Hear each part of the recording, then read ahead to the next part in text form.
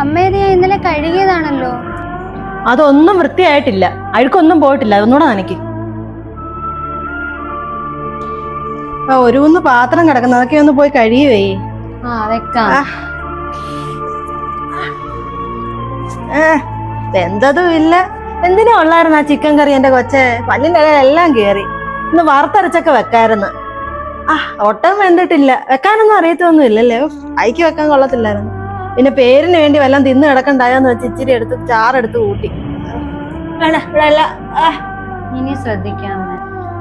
നേരെയൊക്കെ വല്ലതും വെച്ച് പഠിക്ക്. ഉച്ചമയക്കത്തിന് കേറിയോ അങ്ങ്? അപ്പുറത്തെ മണിയേ നല്ലൊരു ചക്ക കൊണ്ടുവന്നിട്ടുണ്ട്. നമുക്ക് വൈകിട്ട് കുഴച്ച് അതൊന്ന് അരിഞ്ഞു പോയി. അമ്മ നാളെ വേവിച്ച പോരെ? എന്തിനു നാളത്തേക്കാക്കും? നാളെ അയാൾ പഴുത്തു പോകും, കൊള്ളത്തില്ല. പിന്നെ ഒരു കാശിന് പഴുത്തേക്ക് അവിടെ ആര് തിന്നു? വൈകിട്ട് കുഴക്കേട്ടോ. ഇച്ചിരി ചമ്മന്തിയും കൂടെ അരച്ച് വെച്ചേരെ. വൈകിട്ട് ചായയുടെ കൂടെ തിന്ന. കൊതി വന്നിട്ട് വയ്യ. വേഗം വേഗം വാ, അതൊന്ന് അരിഞ്ഞു വെച്ചേരെ. അഭിമോനെ വാ, ഇരിക്കേ.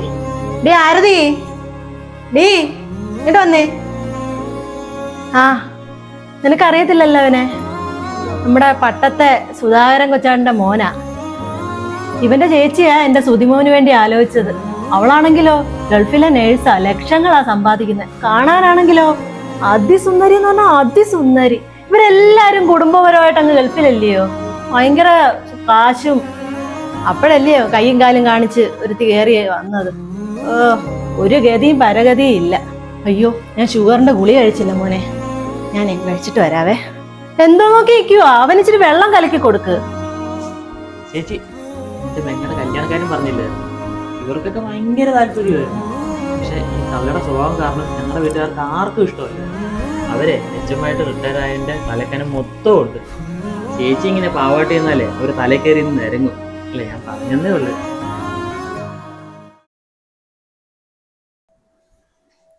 ഡേ ഇച്ചിരി വെള്ളം ഇങ്ങെടുത്തേ.